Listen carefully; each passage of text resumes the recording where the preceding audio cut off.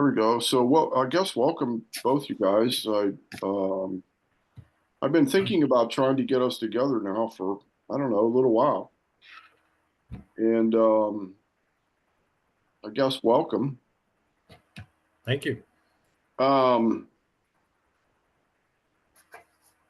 I'm not sure, John, how long we've known each other now, but a little while. And Bhagavan, we're just starting, or I'm starting to get to know you. I mean, the reason we're here and the three of us are here is to talk about Kundalini and the similar experiences that the three of us have had. I can say for myself, um, there's two people I know personally who've had this experience, and they're all here tonight, and that's in 66 years. Uh, maybe, I guess maybe, where do you think we should start? I guess I'll ask you folks. I mean, maybe a little bit about how each one of it happened to each of us, or it's up to you. Yeah. Well, actually, I have a question for you, Okay. John, in that, you said that you see geometrical shapes, I do. and, I've seen geometrical shapes before too, but what percentage of it are you able to bring back with you, would you say? Um, I'm not sure I'm understanding about what you mean by bring Well, back. when I say bring back, I mean bring back into this level of consciousness to where you have a functioning, working knowledge of what you experienced or saw. In this case, all of it. Mm. It's not really that it's not like a math problem or something that's being downloaded, or it's more of patterns, just geometric patterns. It's not really teaching me anything. It's sort of like sinking back into it. And I see them mostly in the mornings. And I think that's because, maybe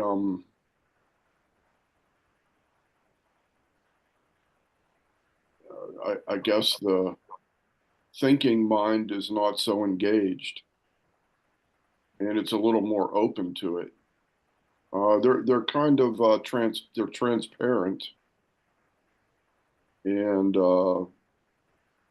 yeah.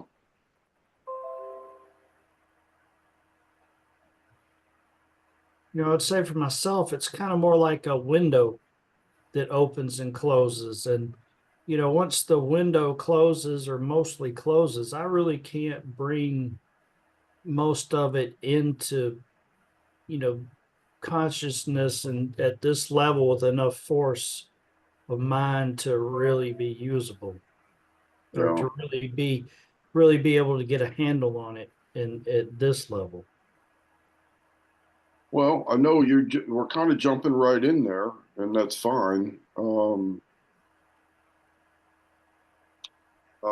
Any thoughts from you, John, on that? Well, I guess I don't know explain the window a little more. Well, when I'm in a higher state, I kind of, I guess you could say, I comprehend and understand what I'm seeing. And then when I'm not in that state, I can't fully comprehend it. Okay. I understand. Yeah. So when did you first start seeing things? Probably in my high school teens. Was there something that led up to that? Mine seemed to be followed use of psychedelics. It Okay. kind of like it opened something that never Sure. really fully closed again. Yeah. I've met a few people that's happened to. Yeah. I think it might be helpful if I mean, I'll start if we can kind of just and bring everyone sort of on the same page, because I Mhm. know that I've talked to John and I've talked to you, Bhagavan. But if we kind of just say, all right, well, here's where how my Kundalini experience has started. Mm. This is what happened, and it just take a minute or two, and that way I think it'll kind of give it a baseline, and we can sort of maybe go from there. And for me, um, I mean, my story was, I'd been on a spiritual path for many years, and things didn't go that well in my life. And through a series of circumstances, I found myself surrendering very deeply to God at one point, to a place that I'd never been before. And I mean, what followed from that was so profoundly holy, and um, I mean, it was totally beyond language. Mhm. And that was the first experience I had, I would call it, and I'm going to call it the non-linear, if you will. It was incredible, and it took me maybe 2 years to even be able to talk about it. But that didn't activate the Kundalini experience, at least for me. Um, I mean, I'd been on again, from that point, I guess I really went on a spiritual quest, not really a journey, to kind of get back to that state. And I was studying David Hawkins at the time, and a bunch of us had decided to go see what was called the Buddha relics. And these relics were in Tibetan Buddhism, when the masters are, when they die, their bodies are cremated. And if they're enlightened, they're said to leave a little pearl or a relic in the ashes. So all these relics had been assembled throughout history, and they were put in an exhibit. And the exhibit was in Asheville, North Carolina. So we all went to see it, and you had the opportunity to have a blessing by one of the monks. And he would take some of the relics, put them on top of your head, and I was on my knees. And when he gave me the blessing, this energy shot straight into my heart chakra. And I was literally about willing or about ready to face plant on my knees, because I couldn't get up. And then from that point forward, it rocketed me into what I would call a spiritual or a Kundalini awakening. Energetic, electricity running up and down my spine, electricity in my forehead constantly. And this is more than 10 years ago. All kinds of electronic malfunctions. I had no idea what was happening to me. And so here we come, fast forward 10 years to today.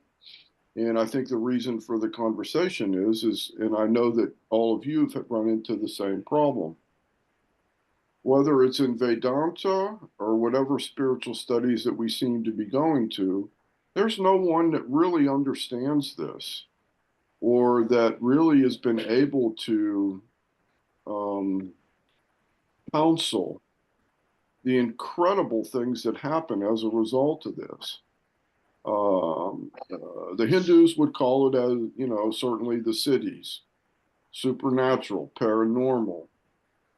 And I know from my own case that going to the Swamis, uh,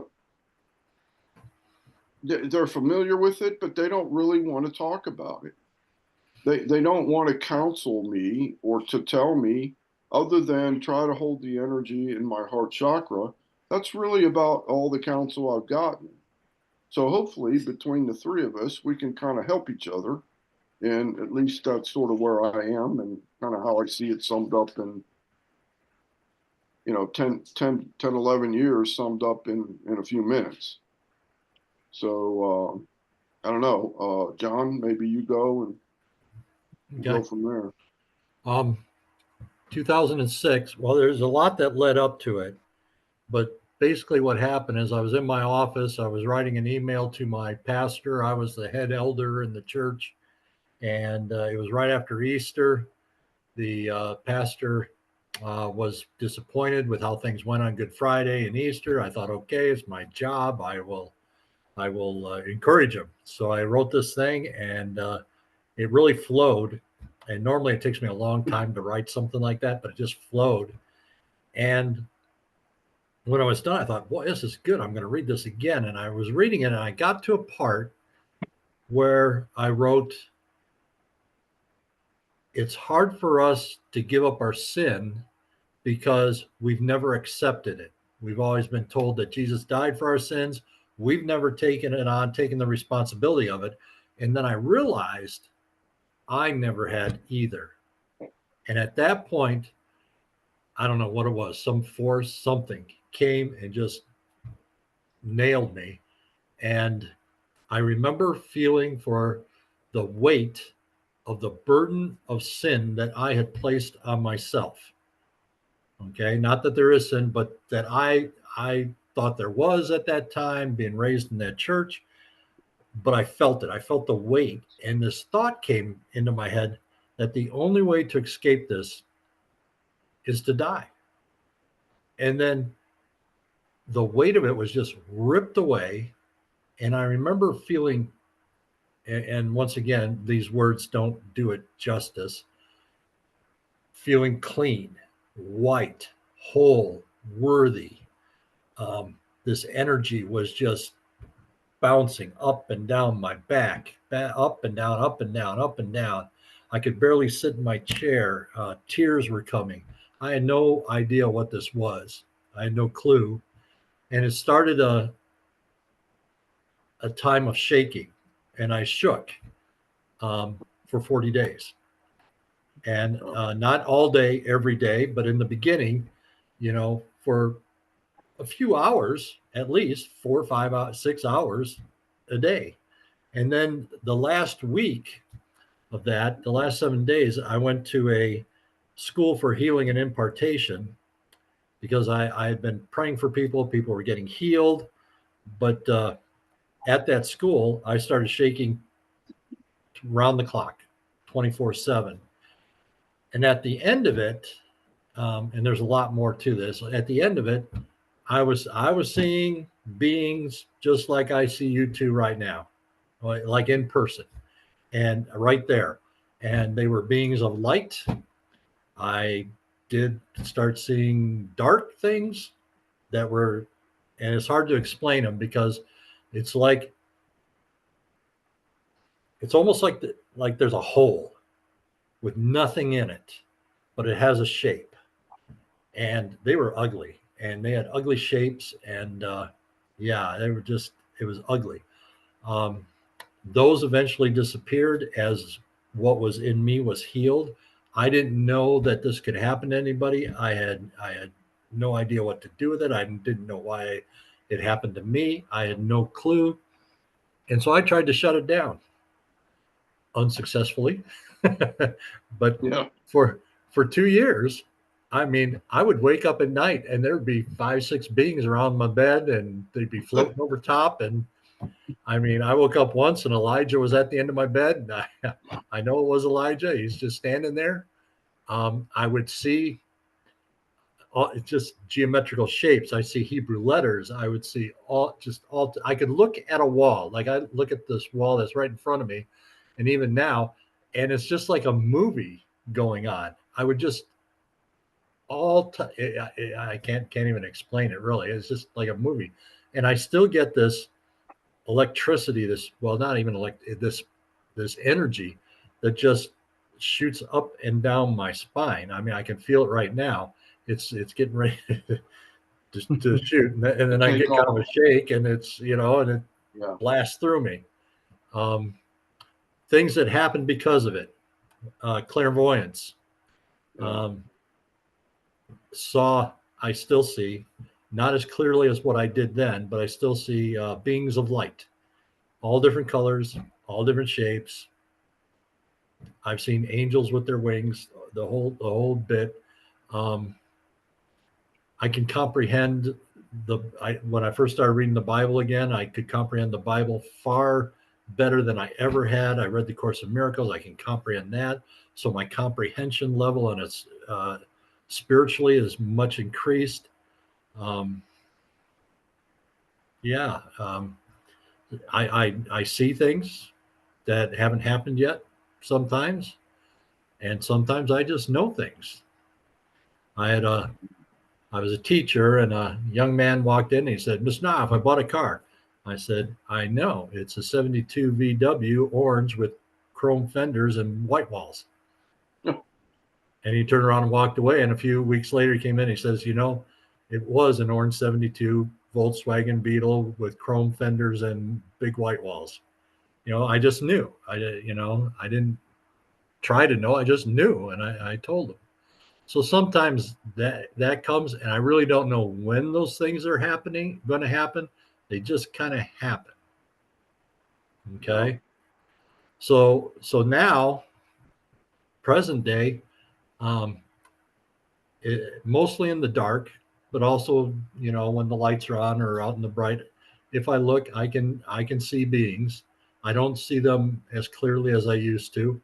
I see the energy of things, and I don't know that it's auras, but I'll see a tree and I'll see a white tree, the energy of that tree. I look at the mountains, I see the mountains, but then I see white mountains, also. So I see the energy of the earth. Um, and people's when I pray for people, um, things usually happen. I ask permission. I ask spirit if I should, and if the answer is yes, something happens. It's not always what they want. It's not always what I think would happen, but things happen. Um, I don't know. That's kind of where I'm at. Wow, that's I related to, you brought up a few things in there, but why don't you go ahead, Glenn, and then we'll come back. But I related Yeah, I to quite a wanted bit. to clarify something in that, I kind of like some kind of window opened early in my life, and it may or may not have been due to psychedelics. It may have been happening on its own, but Right. the full Kundalini experience, like what you were, talking about, John, that didn't happen on until my 40s. And that was after I had studied Buddhism, and I guess you would say was on the path and had my encounter with Gullah Toku. So I didn't have that full blown Kundalini experience until decades later. Um, Okay. Yeah. the you know, but when I have the full blown experience, I'm not even aware of the body anymore. I'm beyond any type of time and space. And it's happened many a times, and there seems to be quite a number of different levels you can go to. But I really didn't have that type experience until I was into my 40s. And I've had multiple experiences where some of them were, I would say, Christian based, is like Jesus. And then I've had some where they were the Buddha. And then I've had Mhm. others that I would call shamanic.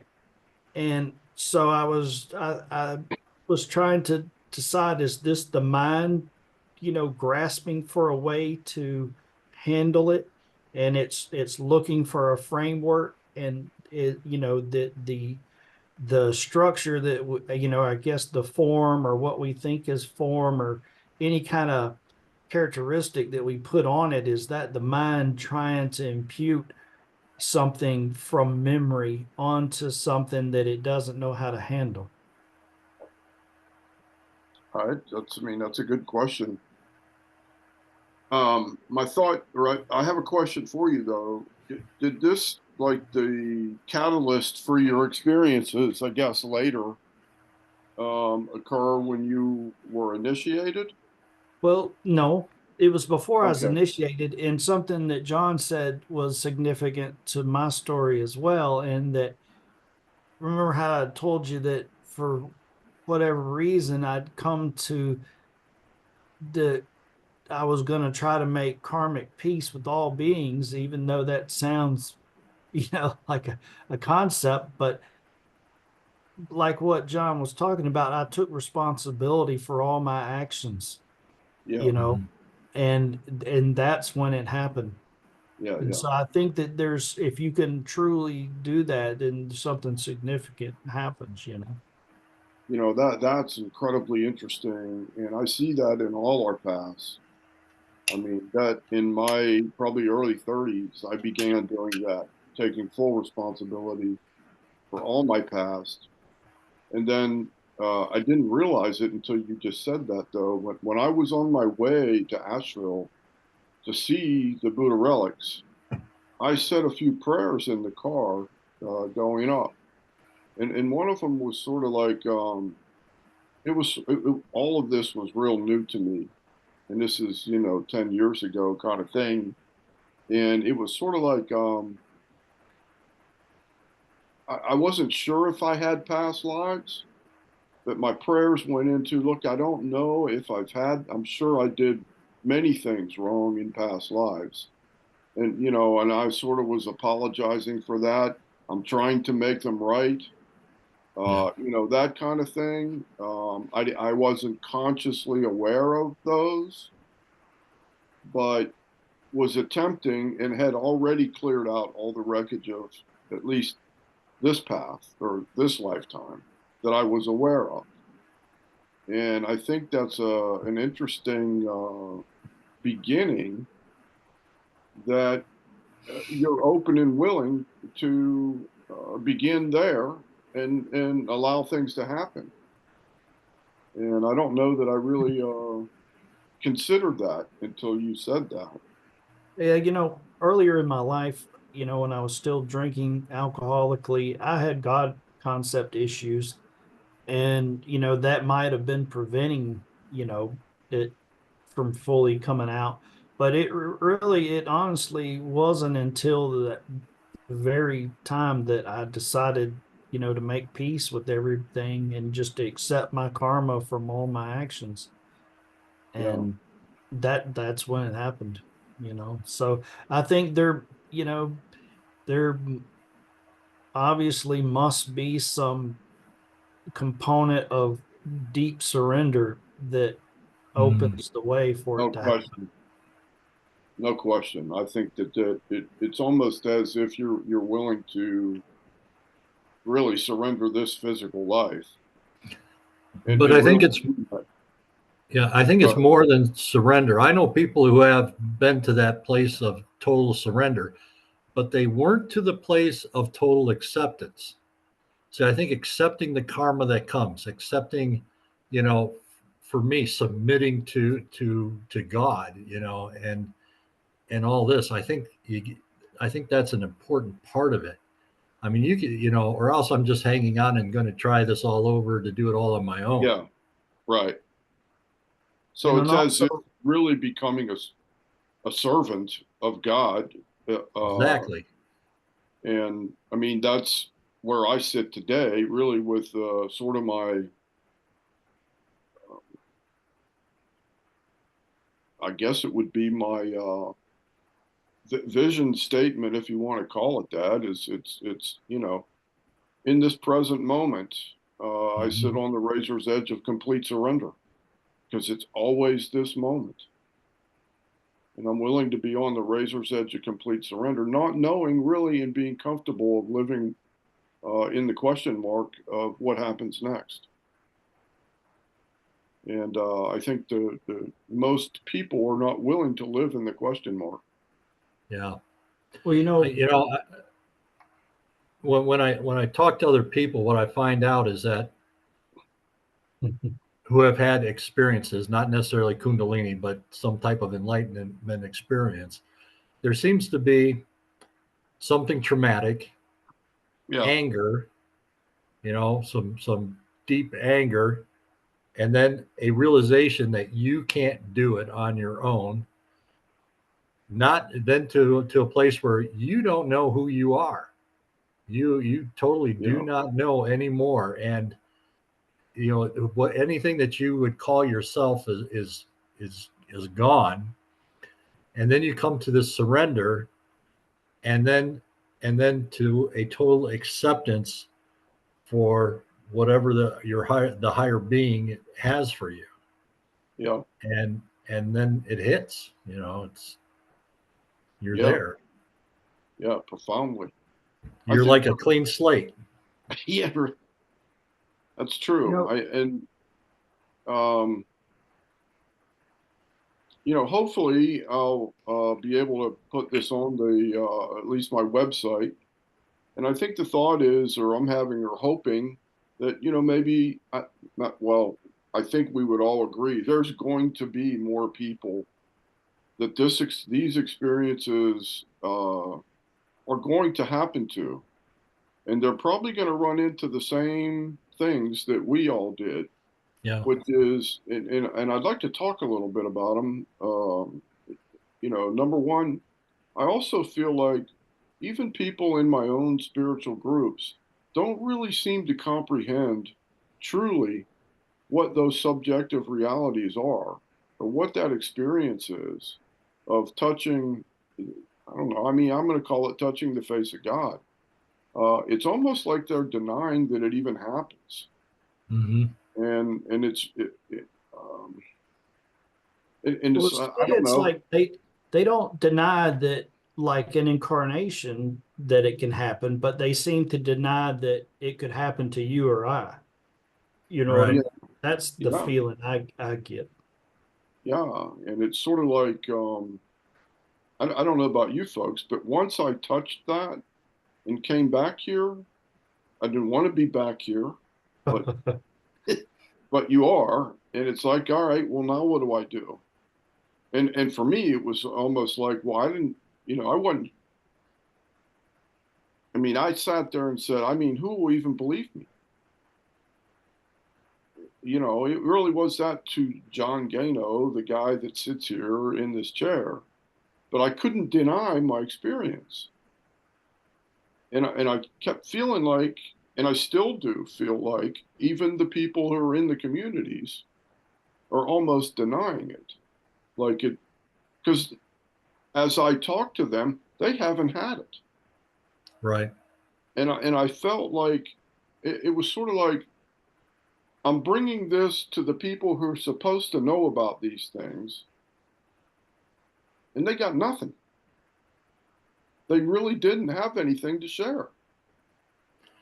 No, I looked for people to help me understand why I'm seeing all these things, Yeah, and nobody has a clue. They just think you're nuts. yeah, It's like I told you, and it took a toll. It it took it does. well in the beginning because I didn't understand it, and I'm seeing it all the time. I mean, imagine standing in front of your classroom of 40 kids, 35, 40 kids. You're writing, you turn around, some big black thing comes into your room, some big white, blue being, bright being comes and like hockey checks it and out it goes. Or you're sitting there looking and an angel comes in and dances through your classroom, and the next thing you know, everybody in your classroom is like laughing. You know, Wow. and it's like, Yeah, how do you what explain that? I mean, can you talk to right? me about that? The Methodist preacher, he couldn't help me. I No, mean, I'm standing there telling him we're going out of body, and I'm in the meeting, and next thing I know, I'm looking at the boss's bald head from the ceiling, and that animals keep following me. I got birds landing on me, kitties follow me around. Um, I got all kind of electronic things going off. I mean, just one thing, I'm blowing out light bulbs by the dozens, just turning on lights and they pop. And I mean, and this happened, I mean, I'd get lost pulling out of my driveway. And I'm hmm trying to have a conversation with someone who's supposed to know about these things. And they don't even know what I'm talking about. well, I was at a charismatic conference retreat type thing, and yeah, I learned not to open my mouth because pretty soon they're trying to cast the demons out of you. Oh, gee. But yet, you know what? I see them around you. Yeah, right. You ought They're to be your pointing head. that the other way. Well, for my own self, the fact that, I had a past with psychedelics, that always cast doubt on it, because Yeah, people are going to say, oh, well, that's it, that's it. But the thing is, so I spent years, studying scriptures and, accounts in the scriptures and stuff, and it matches the stories exactly, so, yeah, and when you hear the experiences of other people in the scriptures, be it various religions, it's the same thing. They're talking about the same thing. And, you know, um, and I don't have to be, I don't do psychedelics, hadn't done them for years. And and I can meditate and have these experiences. Or sometimes I don't see beings or things like that, but are rare, like would lose consciousness of the body during regular waking, day, but it's possible, you know, Mhm. and, yeah, especially like in the summertime when there's nobody here and I'm really purifying the mind and staying away from social media and doing my mantra and stuff, I can be in very elevated states for a long time. yeah. I mean, that earlier on that, um, I mean, periods of time, like I'm just, for example, I would pull up to a red light and go into that bliss state. And the next thing I mean, to me, it was a couple seconds, but then I had people blowing the horn at me. Or I would go to a customer, I'd pull in the driveway, go into bliss, and then, I mean, 20 minutes later, they're knocking on the window, asking me, are you coming in? That kind of thing. And I couldn't tell how long those periods, I mean, couldn't control that. Pardon me. And the other thing is, I can't control any of those, and we'll use the term cities that's described in Hindu and Sanskrit. These things are happening through me. I'm not controlling anything. It's just a phenomenon that I think that if you're open enough and your consciousness is elevated enough, they can manifest. Yeah. And I don't see, I don't, do you, I don't think either one of you are able to control when this stuff happens. It just happens. There are things that make it more likely to happen, but especially once it starts happening, I'm not in control of it. No. Very interesting. Um, I think one thing for me, I mean, I've studied, well, obviously Christianity. I'm now Vedantin and Christian, but I've done the Course of Miracles. I've done, studied Eckhart Tolle, many teachings. But after you've had that, once you've touched that reality, the truth of who and what you really are, from a subjective point of view, that it becomes experiential. Mhm. Every one of those teachings are correct. Right. You can quickly see that every one of them is just pointing to that truth in one way or another, in one way or teaching or one path to follow. And it just seems like, um, I mean, they all made total sense to me. They all still do. Well, And Well, I think, yeah. go ahead, Go ahead. John. Well, I was going to say, I think one thing that confuses people is because, different levels have different truths.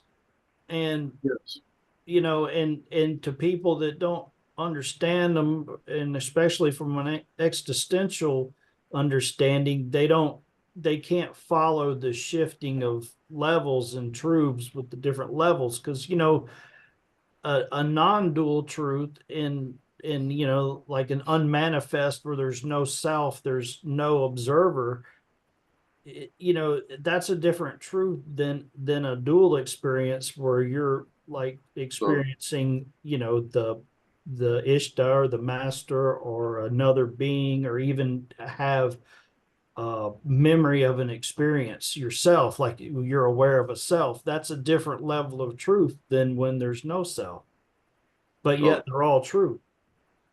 yes, exactly. And so I think it's hard for people to follow when you start shifting levels of reality and truth in what you're saying. I would totally agree with that. The Apostle Paul said, I would have it that no man teach you, but that the Spirit alone teaches you. And I think a lot of these experiences that we have is the Spirit teaching us. We don't, I think Yeah, yeah, the Spirit, maybe, I don't know how it all works, but uh, is watching. And when we get to a certain point, it's time for us to learn another thing. Boom, we get this experience, because that's how Spirit communicates with us. It's through an experience. yeah. It's experiential rather than intellectual. Yeah, exactly. Yeah, it's a So like, direct experience. yeah. So like, I was in Ann Arbor, Michigan. I was going out to eat with my brother, sister-in-law, my wife, and I was in the back seat. I went to get out of the car. I put my hand on Yeah, the doorpost, yeah, and my sister-in-law slammed the door. All my fingers are stuck in the door, and she goes, "Oh, John, are you okay?" And she opened the door, and I looked, and these two fingers were not looking like they were we're in the good. right place. They were kind of misshapen, But I had been practicing on my way there, being in the awareness. So I was in that state, and the first thought that came to my mind is, okay, what does the Course in Miracles say? Okay, don't judge, stay neutral, sit with it, which is basically forgiveness. Forgive Yeah, what happened. And, right. and so I told my sister-in-law, I'm fine. And I put my hand in my pocket because I didn't want the visual stimulus. I mean, Yeah, the pain was in my body. I was not in my body. I was the yeah, awareness outside. But the pain was really screaming, or the ego, I should say, was really screaming for me to join up with that body and feel this pain. And I sure. just stayed neutral. It was not easy, but I was able to do that. And we had about a block to walk. About halfway there, I pulled my hand out and looked at it, and I could move my fingers, but the pain, still wanted me to recognize it. Yeah, So I put my hand back in my pocket, and when I got to the restaurant, I opened the door, and zoom, all the pain left, and my fingers were just fine, not even a bruise. wow. And what it taught me was pain is a thought. Yeah, Just like everything we see, it's a thought. And that pain is no different than if, somebody says something unkind to me, or if I view it's yeah, it's just a thought. That's all it is. And it was a huge teaching for me. yeah. You're not the body, you're not the mind. Exactly. Yeah, Yeah. I've been getting into Sri Nisargadatta a lot lately, and he just hammers on that, the belief that you're the body is the biggest impediment Right. Sure. to understanding. And, I remember when I was a meat cutter in my earlier days, and, I cut myself many a time with a knife, and you would cut yourself real good and it wouldn't hurt till you look down. Yeah. You knew you cut Yeah, you knew you cut yourself, but that's about all you could. It would feel kind of like a paper cut, like on your Yeah. skin. But then once you looked down and saw it. no, But that's good to think that's about. but you were taught that. I mean, it's Mm. just like a little Yeah, kid running. They fall down and they look to mom and dad to am I hurt? you know, and, yeah, and yeah. if you go to them and say, "Wow, that was really cool. You ran so fast." Get them up and get them going again. It's no problem. But if That's you right. say, "Oh, are you okay? Did you get hurt?" Then the tears come. because they feel like that's what's supposed to happen, Supposed to right? do. Yeah, I mean, I had one like that with my eye. I had a, I mean, I was about finished with work and I was heading home and it felt like I had a, something in my eye and I'm kind of rubbing it and wasn't getting out. And the further I'm going home, I mean, it's getting worse, getting worse. And, um, all of a sudden it's starting to feel like there's a needle stuck in my eye. I mean, I'm really in pain. And so I pulled off and stopped at the, CVS or whatever. And I bought a couple of bottles of eye wash and I'm sitting in there and I'm trying to, get it out of my eye and nothing's happened. I mean, it's just awful. And so I had passed one of those dock boxes on the way home. And so I turned around and I went back to the dock box and it was hilarious. I mean, it is today, but when I went in there, I must have looked so bad. They didn't even take my name, like do a check-in. They just saw me and opened the door and I went straight into the to the room, right? And This so this guy needs help. yeah, I mean they could clearly see there's a problem here. And anyway, I'm there for an hour or two. The doctor does all his tests, all this kind of thing, and it's killing me. And he comes back and he's like, I can't find anything in your eye. And I think that you have you may have a brain bleed, that you might have an aneurysm, something of that nature. And I've called North Fulton Hospital and they're expecting you in the ER. And so I go to North Fulton ER. My eyes killing me and all this kind of thing. Well, anyway, I spend, 4 hours in the ER and $5,000 later, they couldn't find anything at all. And so by the next morning, it's a little better, blah, blah, blah. I go back to work. And so I don't know, about a month later, same thing happens. Mm. All right. And I'm going, wait a minute. So I'm in the truck and I sat there and I did kind of what you did. First thing I did was allow it to be there. I just sat there. I went with it. All right, you're here. We're not going to go do through all that again. It's the needles in my eye, same place, on and on. And I sat there for about 10, 15 minutes. And what I attempted to do was join the pain internally. So I said, okay, you're here. I'm going to become one with you. And I kind of joined it. And then I asked it to go away. Once I was able to get to that level. And within probably 5 minutes, I was fine. Here's what I've discovered about pain, and that is, when I first started on the path, I was uh, at a Theravada monastery. I didn't stay there, but I'd go there every day, all day. And the monk who was my friend that was kind of helping me out, he told me, to pay attention how everything appears and disappears, reappears. And so I'm meditating, and, like something's hurting and there's sounds, and eventually they disappear. And you don't notice it till they come back. They come and they go and they come and they go. And so I started, with pain, I would just meditate on the pain. And what you learn is your mind can't hold the thought of the pain indefinitely. It'll slip and disappear. Interesting.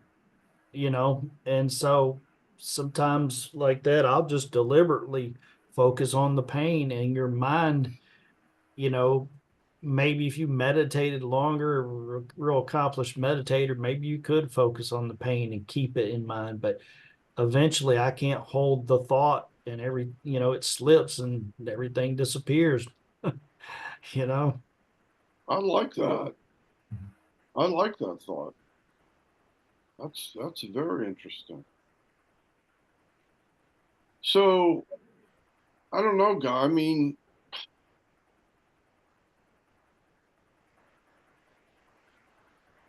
there, we found three people in, I don't know about you, 66 years here. I'm sure there's more. How do we move forward? What do we do to, is it, I mean, I'm asking questions like, what are you teaching me? What should I learn? How can I apply this? What is it? Maybe this video is an example of putting it out there. And, maybe the three of us will be in a position that we can help some other people. I don't know. Uh, I'm just trying to put one foot in front of the other and use this. I mean, these are amazing gifts we've been given. What do we, There's, how do we use this? How do we help? well, there's And probably maybe a lot of God, other people out there that, that doubt their experience due to the fact they've never found anyone else that they can talk to that has an experience like that. So, we don't know how many people there could be. I mean, up until recently, who was I going to talk to about it?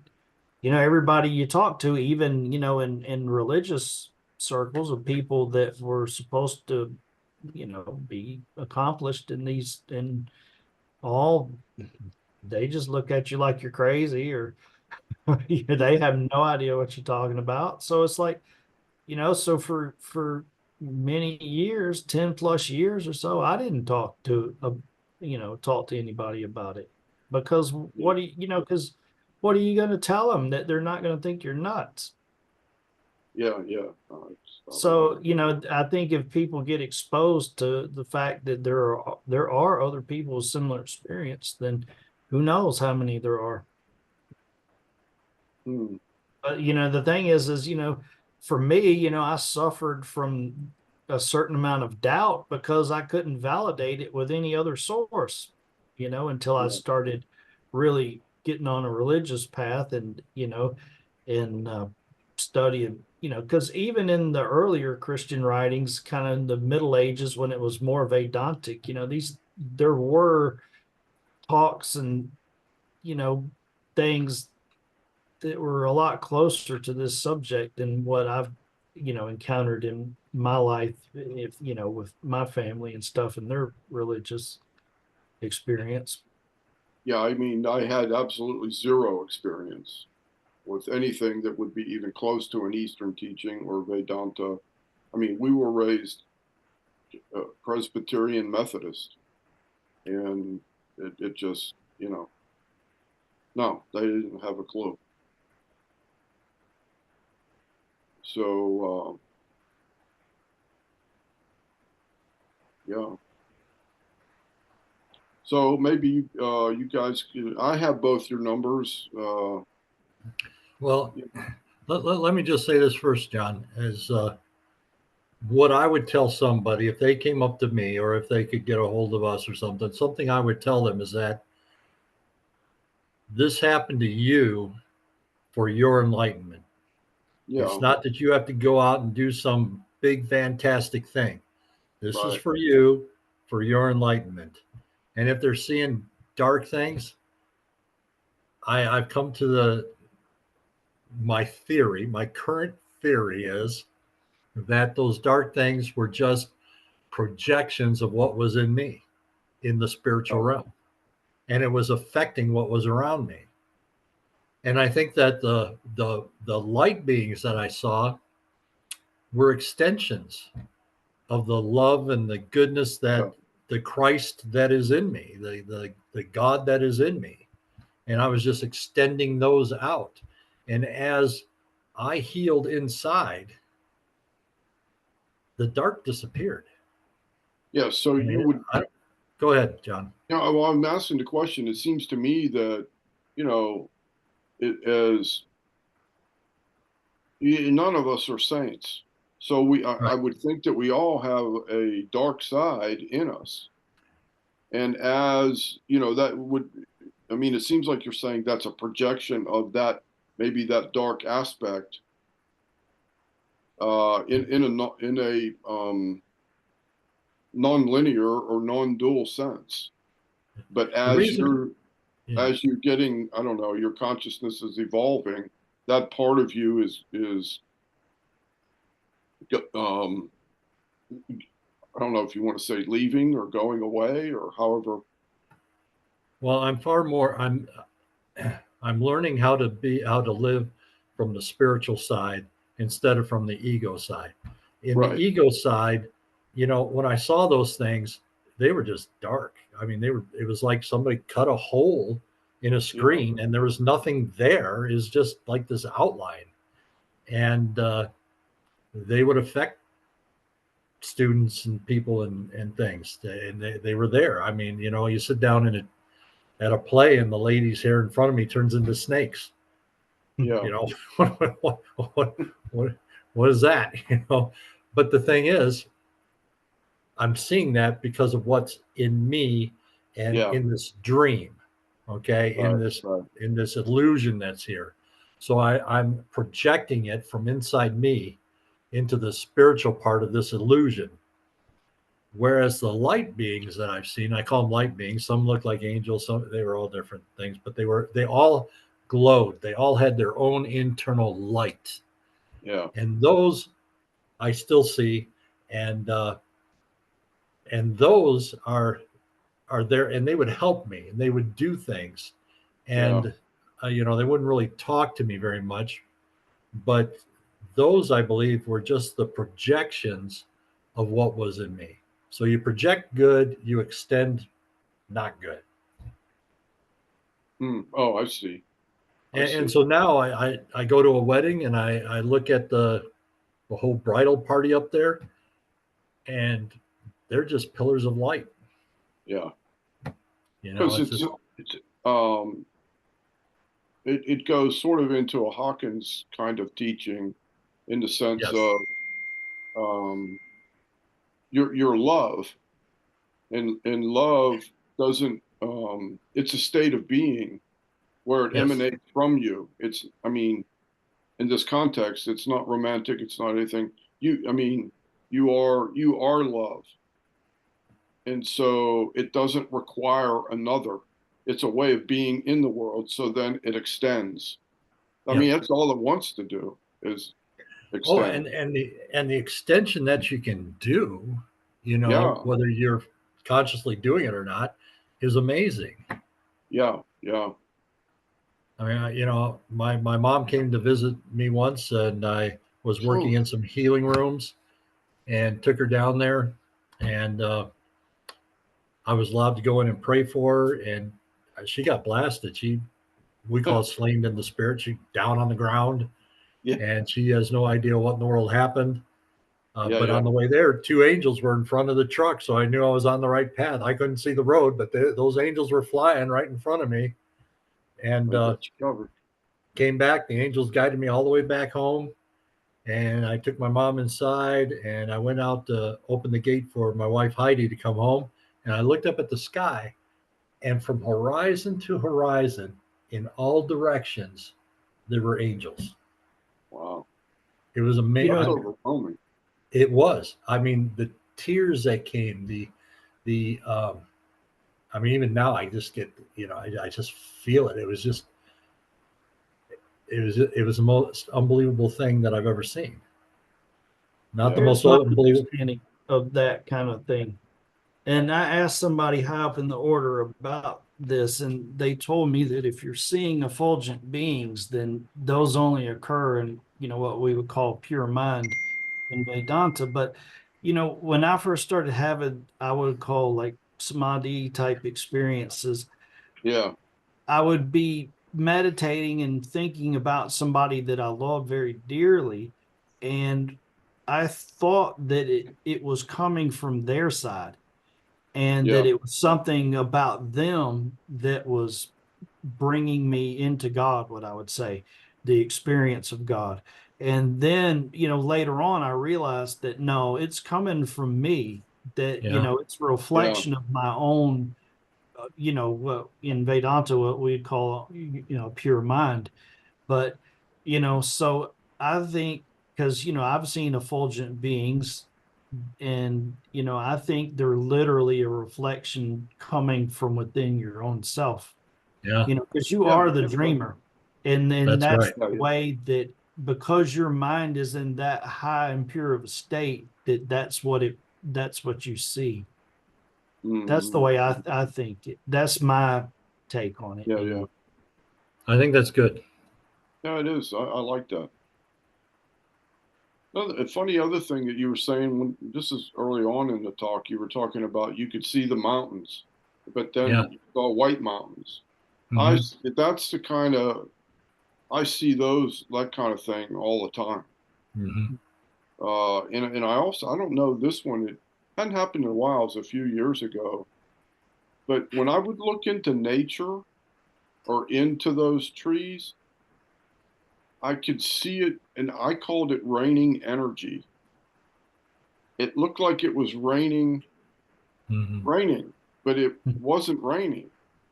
And I kept looking and I'm going, it's not raining over there, is it? And I'm looking out. I mean, it's 97 degrees and, there's not a cloud anywhere, but I'm going, it's raining. How can it be raining? And, that was really early on when I was trying to figure out what in the world was going on. Well, the Bible talks about that. The rain falls on the just and the unjust. Yeah, right. Well, you know, I don't think it was in that context, but holy cow, that was amazing. Let me ask this one about you. Here's one that I still get struck by. It's color in nature. So the first time it happened to me, it was, I guess, summertime. I mean, the crepe myrtles were in bloom, and I'm riding around doing what I do, and I saw that I mean, there's kind of pink, there's red, there's white. Well, this red one stood out so bright that I mean, it literally hurt my eyes. It was so bright. And then it started happening with purples in the flowers and stuff like that, where, I mean, it would be so striking that I mean, it was literally overwhelming physically to look at it. I don't know if you've had that kind of nature's experience in that sense, but You were being showed the oneness of everything. yeah, yeah, That's what it was. Yeah. yeah. Jeez, it was just incredible. Yeah. And Yeah. then I'd I've go seen. back and take a picture of that, right? I would take a picture of that crepe myrtle or that flower, and then I'd look at it on my phone. Nothing. Right. I mean, I could see it, and I'm like, no, that's not it. Next time, John, close your eyes and see if you can still see it. Oh, wow. Okay. Yeah, yeah, Same yeah, thing with the mountains. When you see the mountains there, close your eyes. yeah. See if you can Okay. still see it. All right. Yeah. All right. I don't really have like what I would call like waking normal state where I see uh it raining white or mountains turning white, but in like meditative states I have what I call the white ocean, where you Mm. just go into a white ocean, and Oh, it seems like it's like maybe a one or a two-dimensional like universe or something, and it's just white. But the thing is you're still aware of yourself, and you feel like there's like an infinite number of other type beings like yourself, but it's just like you're just a drop in this big white ocean. And I have what you call black ocean and white ocean ones, you know, and but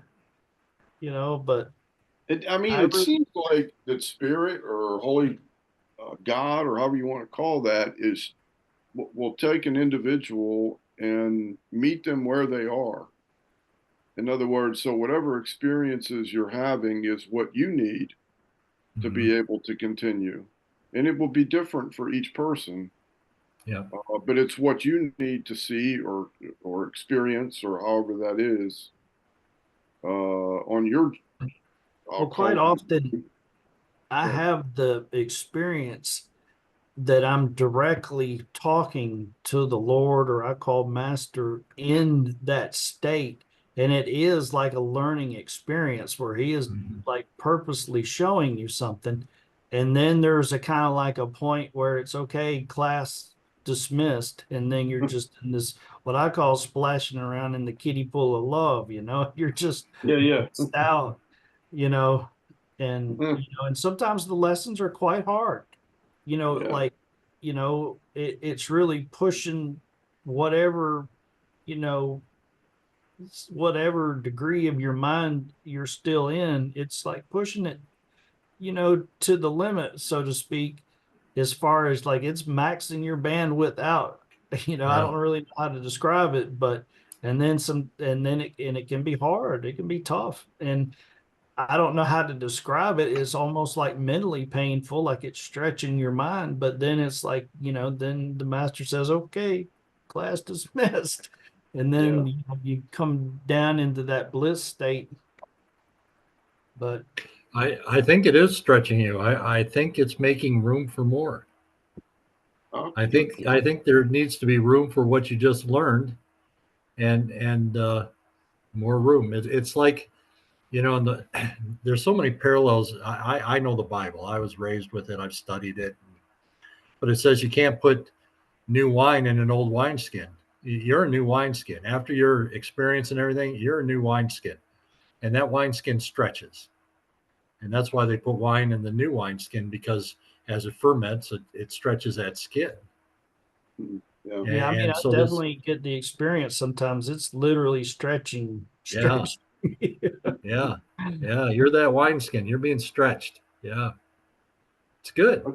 I, I think I feel more like in that sense, not necessarily physically stretched, but more like psychologically. Well, that's what I Well, mean. Because when I'm saying this, I mean you're not aware of the body at this point. yeah. It's all in your being, and like in your mind, or whatever you want to call it, whatever the subtleness that's left of you, that there's still a self there is being stretched. You Or know. dissolved. And that's I, really what it is. I think I it's would say great. dissolved. Yeah, Yeah.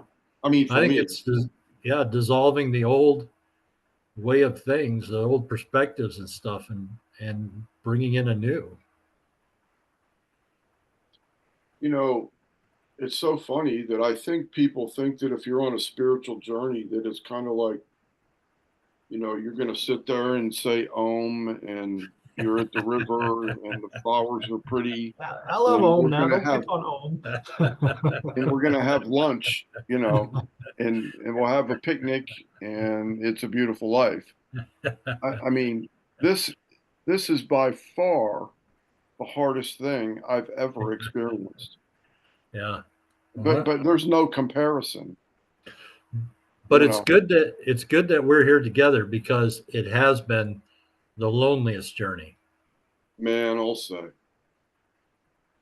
that's a very good point. I have felt alone for a long time. But you know what? It's that loneliness to me that was the motivation, just that deep loneliness for so long, that I really was think is the motivation that put me on the quest to say there's got to be something more. You know, Right. Yeah, I'm gonna figure out what it is, because this Yeah. can't just be this like forever. yeah, You yeah. know, That's so a good point. I would agree with that. I felt that way as well. It's I think maybe that's what they call yeah. the dark night of the soul, that intense loneliness.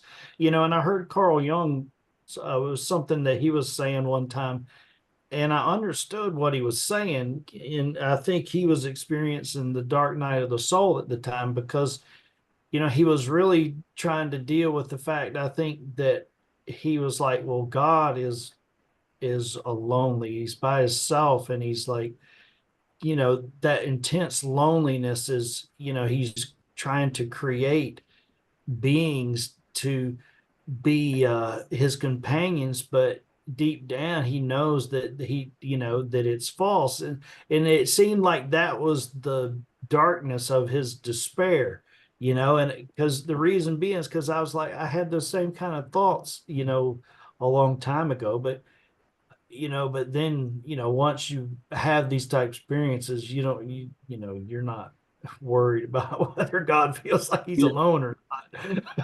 No. But to think that even God is alone and desperate to create a companion, but he knows it's all its own doing, that would send you into a dark night of the soul. Mhm. Yeah. So Even God's lonely with himself, huh? mhm. There was this, and I know, John, you're a math person, and I'm trying to find this.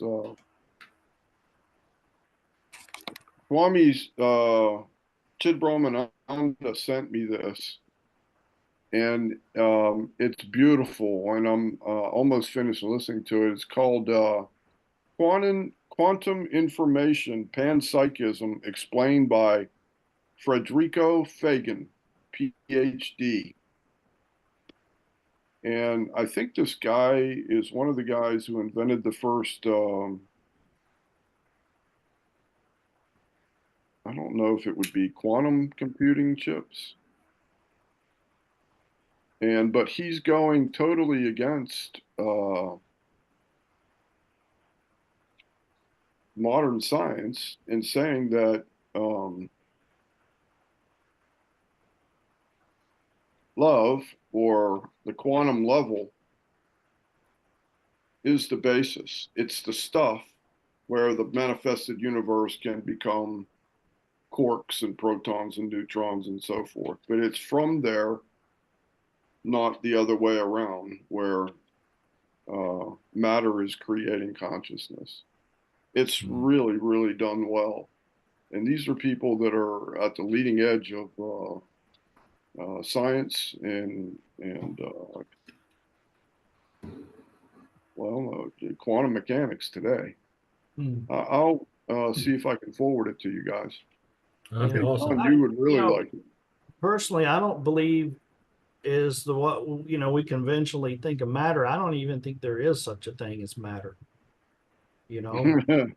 Well, I think A Course in Miracles would say the same thing. That's right. And even from a Vedantic or Advaitin standpoint, I mean, everything is the dream, and that Yeah, dream is just a thought. It has no substance. Right. And that's so right. and so everything in the manifest universe, to the unmanifest is ignorance, and I mean, literally. And Have you studied The Course in Miracles? no, I have not. You And just pretty much explained it in a couple of sentences. well, I mean, You it's got it. kind of like there's a You basic don't truth, need to. yeah, that once you understand it, it doesn't matter in what religion you frame it in, it's still the same That's right. truth. Which, Yeah, that's kind of the point of the Sanatana Dharma, is it's the same truth, right. that runs through many religions, Yeah. But Well, uh, this has been a good conversation. Hmm. I've certainly enjoyed talking to others like me. Yeah, I'm gonna put this up on the website. I don't know if anybody will see it or not, but maybe throughout our own travels, we'll run into one or another, or maybe we can do it again and other people would like to hear what our experiences are. I don't know. Well, I'd like to. I would like, if anybody sees this and they have had a Kundalini experience, to get your information to Yeah, I John. mean, email me. No. I'll say that and say if you've had a Kundalini experience, email and let's talk, Yeah. and we'll set up another call or something. Yeah. Maybe we can get a Kundalini group going. I hope that. I hope so. I mean, that would be great. it's like, I kind of wonder, it's like maybe that many people in one place at one time, if it might not cause some kind of, Oh make yeah, everybody, we're gonna have We'll get a we're gonna vortex create a going. black hole or something.